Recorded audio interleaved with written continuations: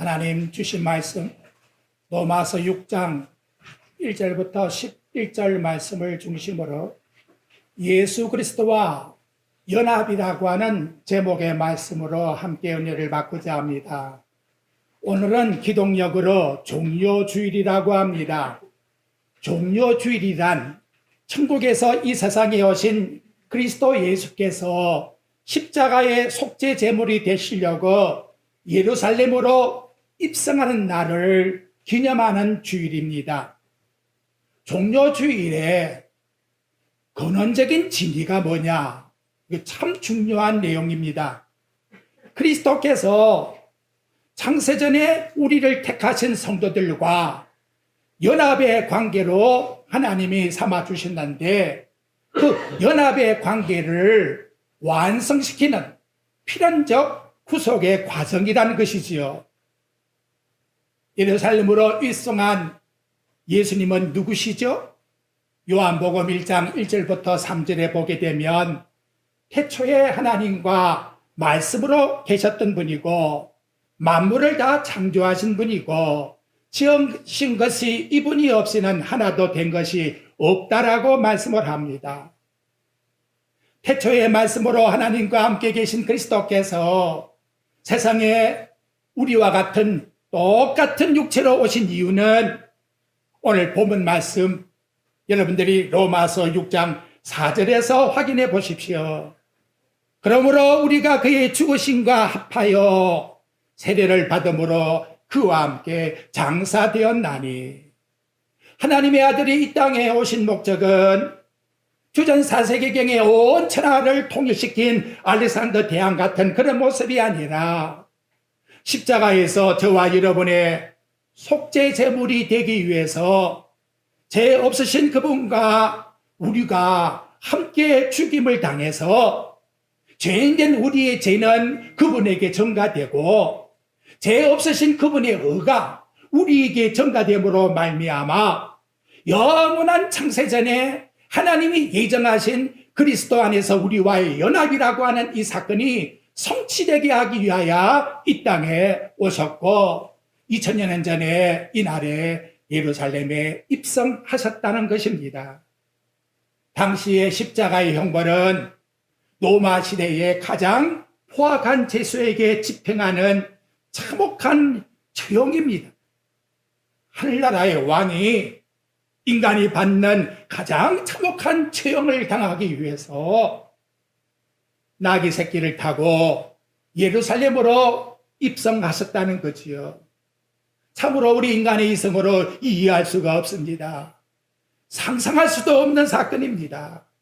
하지만 바울 사도는 우리를 구원하기 위한 하나님의 신비로운 구속의 경륜이 곧 예루살렘으로 입성하시는 예수님 십자가에 죽으시는 거기에 비밀이 있다는 사실을 일러주고 있다는 것입니다. 조금 전 드린 말씀같이 무지하신 그분은 십자가의 죽음으로 우리의 모든 죄악을 대신 담당해서 죽으셨고 그분은 무지하여 죄가 전혀 없으신 분이시기 때문에 그분을 믿는 자에게는 누구든지 하나님 앞에 어렵다 하심을 받게 하기 위하여 당신이 십자가에 죽으셨다라고 말씀해 주고 있습니다. 그래서 베드로 사도가 베드로전서 2장 24절에 말씀합니다.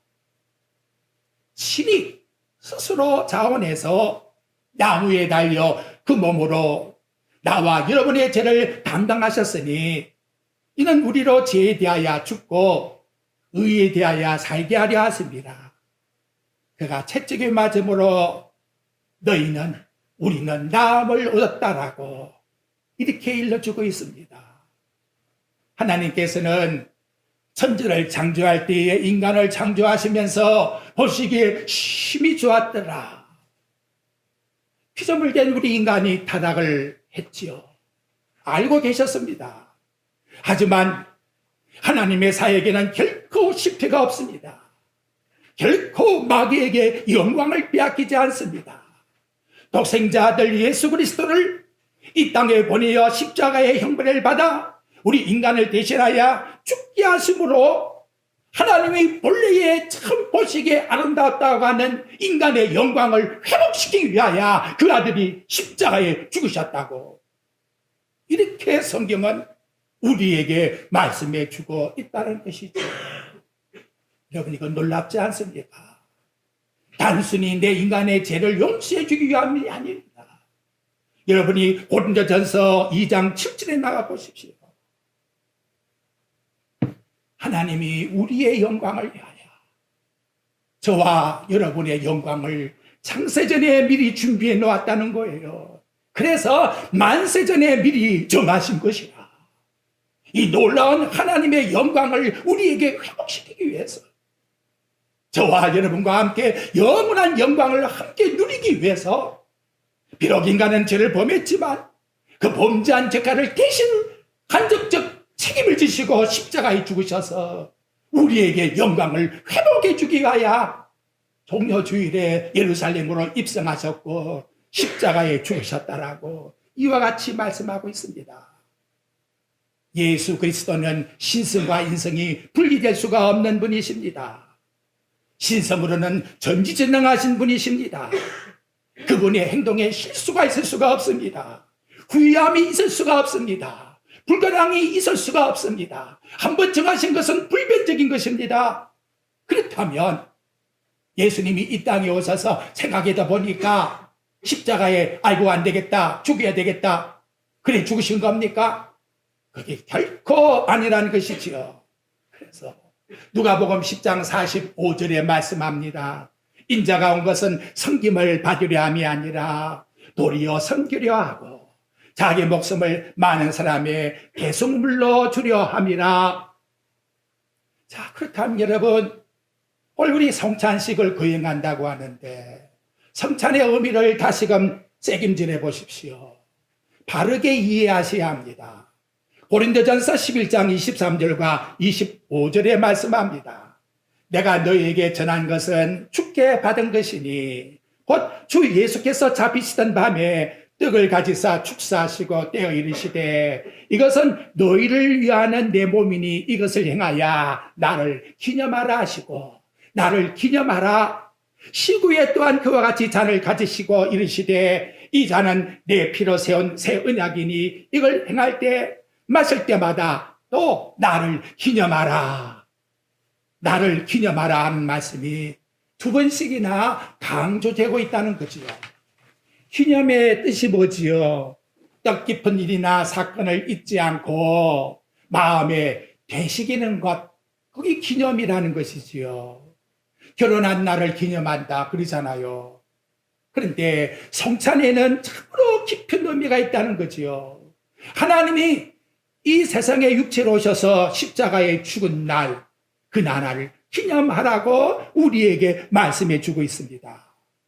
오늘 읽은 로마서 6장 4절에 보게 되면 저와 여러분이 하나님이 세상에 오셔서 십자가에 죽으신 그 죽음에 함께 장사된 날, 예수님과 함께 십자가에 내가 죽은 날, 그것이 성찬의 의미라는 거예요. 나는 십자가에 2000년 전에 예수님과 함께 죽었다. 그걸 기념하는 날이 바로 성례식이라고 우리에게 말씀하고 있다는 거지요. 우리만이 아닙니다.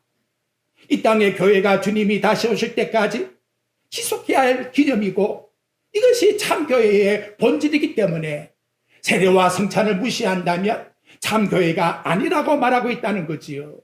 근데 중요한 것은 성찬을 거행하는 예식이 꼭 성찬을 거행해야만 구원을 받느냐? 성경은 그렇다라고는 말씀하지 않습니다. 이유는 십자가상에 구원받은 강도를 보니까 그분은 세례를 받은 것도 아니요 성찬을 받은 것도 아닙니다. 하지만 예수님과 함께 낙원에 가시지요.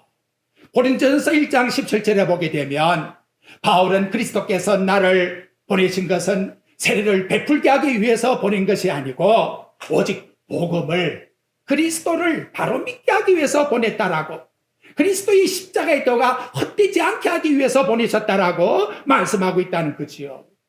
성례의 예식의 본질은 예수 그리스도의 십자가에 내가 죽었다라고 하는 것을 고백하는 거예요.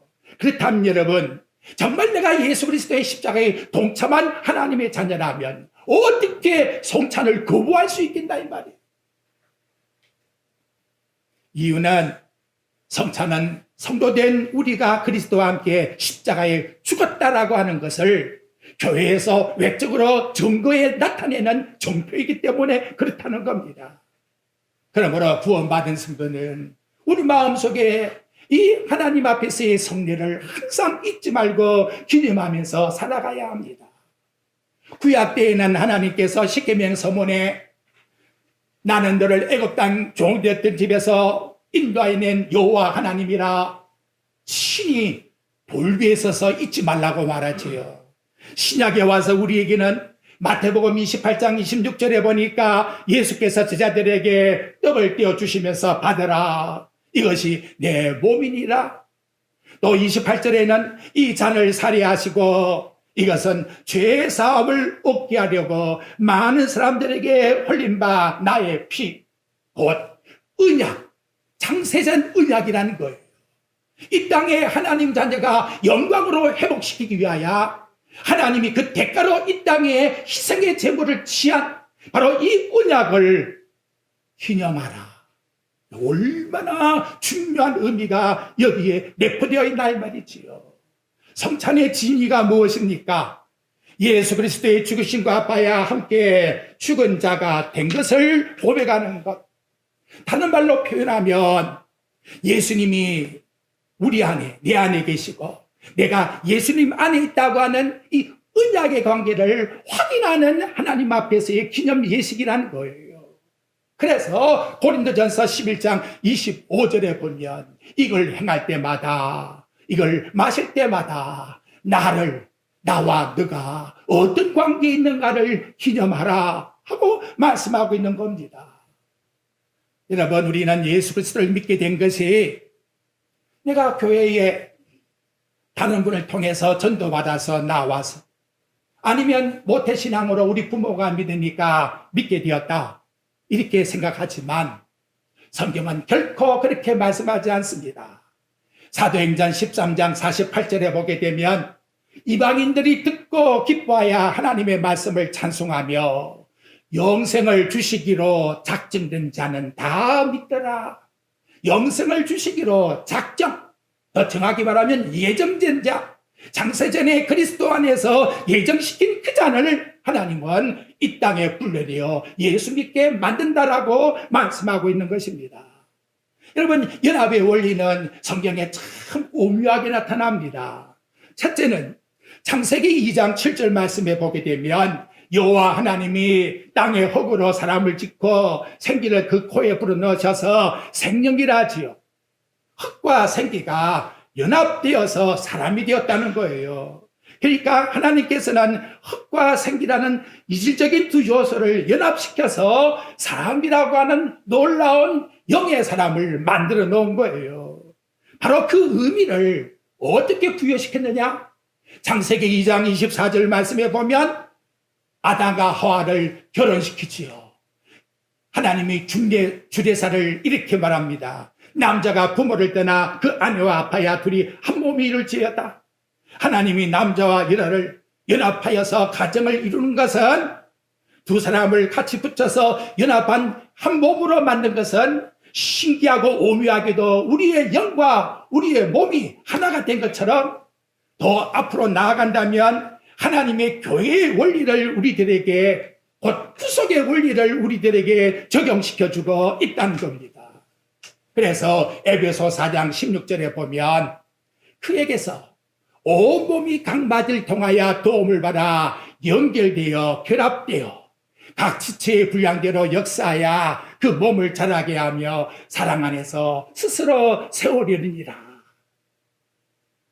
예수 그리스도가 몸이요, 우리는 지체로 떨어질 수 없는 불가분리의 관계의 연합을 바로 우리 인간을 맞을 때에는 몸과 혼을 결합시켰고, 결혼에서는 남자와 여자를 결합시켰고, 교회에서는 그리스도와 우리를 결합해서 하나님 앞에서 떨어질 수 없는 관계라는 것을 말씀해 주고 있는데, 그것을 우리는 성찬을 통해서 그리스도와 나는 떨어질 수가 없는 관계라는 것을 하나님께 기념하는 예식이다. 이걸 우리에게 일러주고 있다는 거예요. 그러면 그리스도와의 연합을 성경에서 뭐라고 말씀하고 있는가를 다른 용어로 설명을 드립니다. 첫째는 그리스도 안에서. 그래서 히브리인이 번역한 성경에는 그리스도 안이란 단어가 그리스도와 연합하여 이렇게 나옵니다. 인 안에 있다는 거지요. 제일 중요한 것이 에베소 1장 3절과 4절에 보니까 찬송하자. 왜 정말 우리가 영광성을 돌려야 되겠느냐. 세상에 뭐 가진 것, 내 인간의 인격 이런 것 따질 게 아니에요. 하나님 곧 우리 주 예수 그리스도의 아버지께서 그리스도 안에서 하늘에 속한 모든 신령한 복을 저와 여러분에게 주시기 위해서 창세전에 그리스도 안에서 저와 여러분을 선택해 주었다는 거예요. 이게 연합, 끊을 수 없는 관계 속에 우리를 삼아 주셨다라고 이와 같이 말씀해 주고 있다는 거지요. 이런 연합을 그냥 이룬 것이 아니고 고린도전서 2장 7절에 만세전에 하나님이 미리 정하신 것이라. 하나님이 정해놓은 이 연합을 성취하기 위하여 당신의 아들을 이 땅에 보내셨고 아들이 십자가에 죽으심으로 하나님과 맺은 그 언약이 이제는 완전히 완성, 텔레오스 다 이루었다. 이렇게 예수님이 마지막 십자가의 사건에 가상칠내서 결론을 맺고 있다는 겁니다. 두 번째로는 그리스도와 함께의 함께라고 하는 뜻을 씁니다. 함께 사귐, 동행, 코이노니아 이렇게 말하지요. 고린도전서 1장 9절에 보면 너희를 불러 그 아들 예수 그리스도와 우리 주와 더불어 교제하게 하시는 하나님과 믿으시도다. 어떻게 여러분 하나님과 교제를 하겠습니까? 이 사귐이 이루어지기 위해서 우리 예수님이 십자가에 죽으심으로 그 연합이 우리에게 이루어졌다는 거예요. 그리스도와의 함께. 여러분 부부가 아무리 사랑해도 죽음 앞에서는 어떻게 할 수가 없어요. 그렇잖아요. 그런데 그리스도와의 함께라고 하는 이 사랑의 줄은 누구도 끊을 수가 없다는 거예요. 그래서 로마서 8장 35절에 말씀합니다. 누가 우리를 저와 여러분을 그리스도의 사랑에서 끊어놓겠나 이 말이에요. 창세전에 우리와 언약에 넣은 이 언약의 하나님 앞에서의 관계를 누가 중간에서 끊어놓겠나 이 말이에요. 환난이나 공고나 박해나 기근이나 적신이나 위험이나 칼이냐 내가 확신한다. 사망이나 생명이나 천사들이나 권세자들이나 현질이나 장렬이나 능력이나 높음이나 깊음이나 단 어떤 피조물도 우리를 저와 여러분을 그리스도 예수의 사랑에서 끊을 수 없느니라. 믿으시죠? 이거 정말 확신해야 돼요. 내가 부족하고 허물 때도 하나님이 내게 맺어놓은 사랑은 누구도 끊을 수가 없다는 거예요. 내가 부족하기 때문에 끊어지는 게 아니란 말이에요. 내가 죄를 지었기 때문에 끊어지는 게 아니에요. 다 죄인인데 하나님이 우리를 선택하여 창세전에 연합해 놓았기 때문에 끊을 수가 없다는 거지요. 이 확신을 가져야 힘이 나고 소망이 생기고 하나님 앞에서의 이라는 마음속에 뜨거움이 생긴단 말이에요. 다음 셋째는 우리 안에 그리스도가 내주에 계십니다. 여러분의 마음속에 누가 계세요? 바로 십자가에 죽으신 그분이 나와 떨어질 수가 없기 때문에 내 마음에 계신다는 거예요. 골로새서 1장 27절에 너희 안에 계신 그리스도니 곧 영광의 소망이라.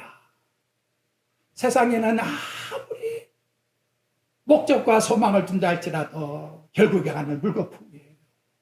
기대가 아니에요. 안 그래요, 여러분? 살만큼 살아보니까 아무것도 결과에 가서 내게 희망이 주는 게 아무것도 없어. 그러니까 그 솔로몬 왕이 헛되니 모든 게 헛되다고 말씀을 전도서에서 하지요.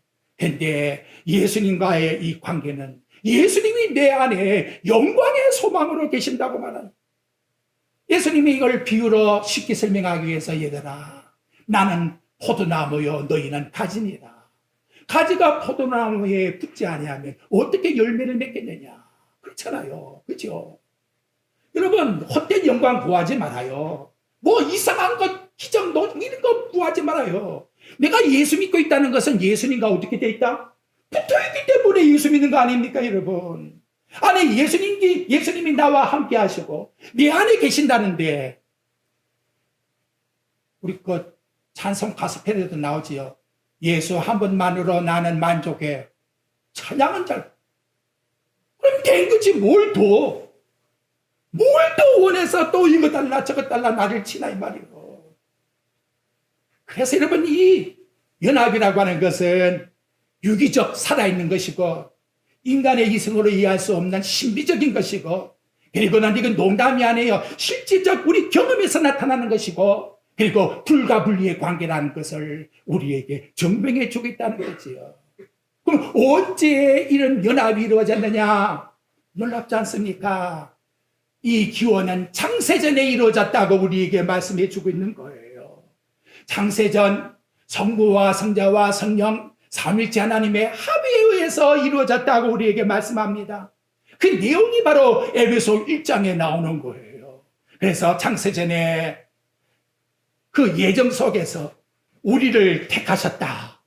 에베소 1장 4절에 나타나지요. 그런데 인간이 죄를 범하니까 범죄한 우리 인간을 위해서 구속을 성취해야 되잖아요. 그래서 그 아들 성자 그리스도를 보내었다. 에베소 1장 7절에 나와요. 우리는 그리스도 안에서 그 은혜의 풍성함을 따라 그의 피로 말미암아 속량 곧 죄사함을 받았느니라. 내 것 가지고 따지지 마요. 이 세상까지 다 드린다 해도 하나님 안 받습니다. 예수 그리스도의 속량을 통해서 죄사함을 받았다. 그리고 어떻게 내가 예수 믿게 되었습니까? 성령 하나님이 에베소서 1장 13절에 나오지요. 그 안에서 너희도 진리의 말씀 곧 너희의 구원의 복음을 듣고 그 안에서 또한 믿어 약속의 성령의 인치심을 받았느니라. 이는 천하하서니 누가 지우겠나 이 말이지요. 그래서 예수님이 요한복음 14장 20절에 말씀합니다. 아버지께서 내 안에 내가 아버지 안에 있는 것처럼 아버지와 아들이 하나지요. 너희도 내 안에 있고 그리고 나도 너희 안에 있느니라. 삼일째 하나님과 나는 떨어질 수가 없는 관계 속에 연합되어 있다는 것을 우리 예수님이 말씀해 주고 있다는 겁니다. 이건 여러분 언약적인 연합이에요. 또 어려워졌는데 구약에 나타나는 것은 옛 언약이라 그러지요. 옛 언약의 특징이 뭐예요? 율법이에요. 율법은 어떻게 하는 거예요? 여러분 100년 1000년 믿어도 율법 앞에서는 의인이라 할 자가 아무도 없어요. 자꾸 죄만 정죄하는 거예요. 여러분 생각해 보십시오. 내 목사라도 수십 년 예수 믿었다 할지라도 율법 앞에 내놓으면 난 죄인이요. 이걸 어떻게 벗어날 수 있나 이 말이에요. 그래서 우리 예수님이 새 언약을 히브리 8장 13절에 우리에게 주셨다고 말씀해 주고 있는 거예요. 구약의 율법은 그렇게 어둠을 자꾸 강조해야 새로 오시는 새 언약의 예수님의 의가 드러나잖아요. 까만 바탕이 되어야 힘이 탁 오면 희색이 팍 드러나잖아요. 그러니까 인간은 다 죄인이라는 것을 드러내지 아니할 수가 없기 때문에 구약의 역사를 보십시오. 그게 어려운 역사가 어디 있습니까? 마태복음 1장을 보십시오. 예수님의 족보에 어려운 사람이 어디 있습니까? 근데 예수님이 와서 이걸 다 해결해 주었다는 거지요. 얼마나 감사한 말씀이에요. 이것이 바로 하나님이 주시는 언약이요. 우리가 성례를 베풀고 있는 놀라운 신비라는 거예요. 또한 이건 여러분 실체적이라고 말씀을 합니다. 왜 실체적이냐? 그분이 몸이고 우리는 지체이기 때문에 제가 항상 하는 말이 있잖아요. 이 새끼손가락 없이 내리면 안 돼요. 이거 없으면 뭐라고? 그 다음 말 안 하겠어요. 이게 얼마나 귀중한 지체냐 이 말이지요. 하루 종일 나가서 나를 움직이게 만드는데 그래도 잘 때가 되면 발가락이라도 좀 주물러 줘야지요. 그렇잖아요, 여러분. 얼마나 무정합니까? 우리 발가락이 얼마나 수고를 했는데 보이지 않는 지체가 더 귀중하니라. 바로 그러한 역할을 우리에게 해줬다고 말씀합니다. 결론적으로 로마서 6장에는 이제 우리가 알아야 될 세 가지를 가르쳐줍니다. 연합된 자의 행동 지침이 뭐냐? 첫째로 알라. 뭘 아느냐? 죄에 대하여 죽었다는 사실을 알라. 여러분 2절 말씀해 보십시오. 그럴 수 없느니라. 죄에 대하여서는 어떻게 했다고요? 죽은 우리가 어찌 그 가운데 더 살리요? 절대로 그렇지 않다. 그 말도 안 되는 소리다. 이렇게 우리들에게 가르쳐주고 있다는 거지요. 이유가 뭐냐? 3절에 보니까 무릇 그리스도 예수와 합하여 세례받은 우리는 그 죽으심과 합하여 세례받은 줄을 알지 못하느냐? 라고 우리에게 말씀해 주고 있다는 것이지요. 세례를 왜 받습니까? 내가 2000년 전에 예수님과 같이 죽은 자입니다. 그걸 교회에다가 드러내는 하나님 앞에서의 고백이에요. 그러면 속내는 왜 합니까? 그 죽었다고 하는 사실을 한 번만 그렇게 세례로 인식하는 게 아니라 항상 그걸 인식하기 위해서 교회에서 속내식을 구현하고 있다는 것이지요. 질문이 있습니다. 대대하여 죽은 우리라고 있는데, 아니 목사님 저도 그렇고 아직 죄에 대해서 우리가 살고 있는데 왜 그렇게 말씀합니까? 죄에 대하여 죽었다면 우리는 성자가 되어야 되지 않겠습니까? 그런데 왜 나는 아직도 죄에 대하여 갈등을 느끼고 있습니까? 라고 말할 겁니다. 왜 그렇습니까, 여러분? 본문의 의미를 그렇다라고 인정 안 하기 때문에 그런 거예요. 죄에 대하여 나는 죽었다는 걸 인정해야 돼요. 인정을 안 하고 죄에 대하여 나는 아직도 안 죽은 사람인가 봐. 왜? 죄를 짓고 있으니까. 하나님이 죽었다 하면 뭐라 해야 돼요? 죽었다 해야죠. 그렇지 않아요? 여러분 본문 말씀에 4절 말씀을 보십시오. 그러므로 우리가 그의 죽으심과 합하여 세례를 받음으로 그와 함께 뭐라 되었어요? 장사 될 것이 되었으니? 장사 되었으니. 아니 성경이 허물과 죄로 죽었다 그러면 죽은 줄 알아야지. 죽을 수밖에 없는 죄인이라고 떼를 쓰고 있는 거예요. 이게 대도 않는 소리요. 하나님 농락하는 겁니다. 하나님이 우리가 죄에 대해서 죽었다 그러면 여러분 어떻게 돼요? 죽을 수밖에 없다 그래야 돼요? 난 죽었다 그래야 돼요? 좀 대답을 봐요. 죽었다 그래요. 죽었다. 근데 이걸 왜 모르고 있었느냐? 안타까운 것은 2차 세계대전 때에 다 이제는 풀려져서요. 그런데 1974년에 히로 오나다라고 하는 일본 중기가 발견되었어요. 이 사람이 30년 동안 어떻게 살았느냐? 아직도 전쟁 중인 줄 알고 살았다는 거예요. 30년 지나서야 비로소 해방되었다는 걸 알았다는 거지요. 여러분 이거 똑같은 사건이에요. 나와 여러분은 십자가에 이미 뭐다? 죽은 자인데 아직도 죽을 수밖에 없는 죄인처럼 여기고 아직도 해방되지 않은 것처럼 생각하고 살기 때문에 문제라는 거예요. 인정해야 돼요. 나는 예수님과 함께 십자가에 뭐다? 죽었다. 한번 따라해 봅시다. 예수님과 함께 십자가에 죽었다. 그러면 여러분 죽었다는데 지금 어떻게 살아야 돼요? 두 번째 내용에 보니까 참 성경이 오묘하지요. 계속 죽은 자로 인정하면서 살라는 거예요. 계속 죽은 자로. 여러분 11절 보십시오. 이와 같이 너희도 너희 자신을 죄에 대하여는 죽은 자요 그리스도 예수 안에서 하나님께 대해서는 살아있는 자로 뭐하라? 여길지어다. 이미 성취된 것을 우리 인간의 생각으로서는 아직도 오묘하게 뭔가가 풀리지 않지만 그렇게 여겨야 된다. 여긴다는 로기조마이라는 단어가 참 오묘하게 회개학에서 나오는 단어입니다. 철저하게 계산해보라. 사실을 근거해서 정확하게 짚어보라. 우리는 성찬식을 기념하면서 예수님 나 위하여 죽었다. 그 정도가 아니라면 나도 예수님과 함께 죽었다. 그런데 내가 왜 죄에서 살고 있느냐? 나는 죽은 자로 여겨야 된다. 하나님, 내가 하나님 앞에서 부족하지만 나는 십자가의 죽은 자입니다. 십자가의 죽은 자로 나는 인정하고 이 시간 하나님 앞에 성찬을 받습니다. 이 확인을 하라는 거예요. 다음은 뭐지요? 6장 11절에 보십시오. 이와 같이 너희도 너희 자신을 죄에 대하여 죽은 자로 알면 그 다음 뭐랍니까? 그리스도 예수 안에서 하나님께 대해서는 무엇으로 여기라? 살아있는 자로 여기라는 거지요. 이게 여러분 소망합니까? 살아있는 자로 여기라. 그걸 13절에는 뭐라고 말하지요? 내려가서 밑에 보게 되면 너희 지체를 의의 무기로 하나님께 뭐하라? 드리라는 거예요. 여러분 좋은 일 생기고 기분 좋은 것만 자꾸 생각하면 나쁜 행동을 할 시간이 있을까요?